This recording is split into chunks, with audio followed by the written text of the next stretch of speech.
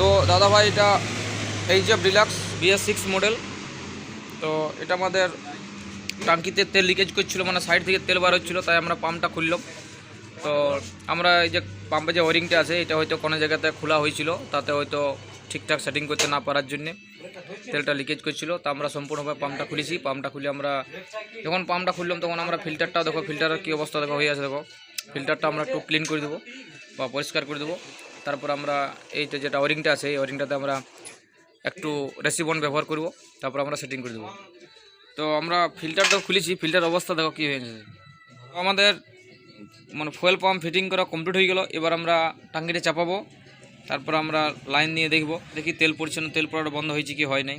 আমরা পাইপটা ঘুরাই দিলাম, মানে অনেক সময় কি হয় আমাদের একটা লুজ থাকার জন্য অনেক সময় হয়, কেন এটা তো প্রেসার অনেক থাকে এই জন্য অসুবিধা হয়। তো আমরা উলট পালট করে দিলাম, ঘুরাই দিলাম পাইপটা।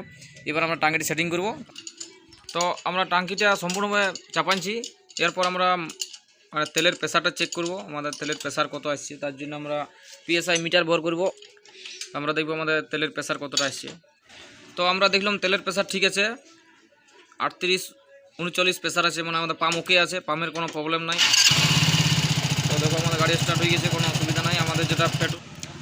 তো দাদা ভাই আমি ঘুরে টাঙ্কিটা খুললাম, মানে সমস্যা হচ্ছিলো আমরা তেলটা পাইপটা উলটপালট করাতেও তেল লিকেজ করছিল। তো আমি সর্বপ্রথম খুললাম এবং খুলে আমরা চেক করলাম, মানে এমনি মিটার দিয়ে চেক করলাম যে আমাদের এই যে জয়েন্টটা আছে এখানে একটা রিপিটের মতো জয়েন্ট আছে, এইখান থেকে তেলটাই লম্বা লম্বা লিকেজ করছে। মানে যখনই আমরা স্টার্ট করছি গাড়িটা স্টার্ট থাকলেই কিন্তু সমস্যাটা দেখা দিচ্ছে। এটা বডি বটে, এটা বডিটা আমাদেরকে গোটাটাই চেঞ্জ করতে হবে, কেন এটা তো রিপেয়ারিং করে যাবে নাই। এবং আমি সবার শেষে আমি দেখবো এটা সিরিজপাতি হালকা ঘুষে এবং ফেভিকুইক দিয়ে দিব, যাতে যদি আমাদের আওয়াজ মানে বন্ধ হয়ে যায় তেল লিকেজটা, তাহলে খুব ভালো। না কিন্তু আমাদের বডিটা চেঞ্জ করতে হবে, কেন আমাদের কোনো পাম্পের কোনো প্রবলেম নাই, কোনো মানে স্টার্টিং কোনো ট্রাভেল নাই, কিন্তু সমস্যা হচ্ছে আমাদের এখানে তেল লিকেজ করার জন্য এই সমস্যাটা হচ্ছে। যদি এরকম সমস্যা হয়ে যায় তাহলে আমরা ফেভিকুইক দিয়ে সবার প্রথম সিরিজপাত দিয়ে হালকা ঘুষবো, এরকম মিহি সিরিজপাত দিয়ে হালকা হালকা ঘুষবো এবং তারপরে ফেভিকুইক দিয়ে দেবো। অনেক সময় কি আমাদের ফেভিকুইক দিয়ে অনেক কাজ হয়ে যায়।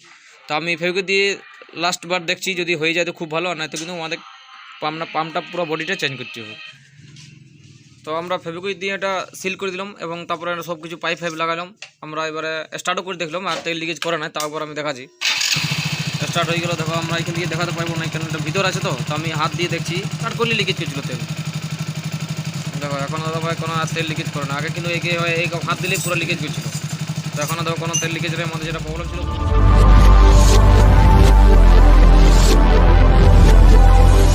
তো দাদা ভাই আমাদের যে ফেভিকুইক ব্যবহার করলাম এটাতে আমাদের সাকসেস হয়ে গেল। তো পুরো বডিটা চেঞ্জ করতে গেলে ভালো দাম আছে, প্রায় 3200 দাম আছে। তো একটা ফেভিকুইক দাদা ভাই আমাদের কাজ হয়ে গেল। ধন্যবাদ দাদা ভাই ভিডিও দেখার জন্য। যদি ভালো লাগে তো লাইক এবং শেয়ার করে দিও এবং চ্যানেলটি সাবস্ক্রাইব করে নিতে ভিডিও পাওয়ার জন্য। ধন্যবাদ।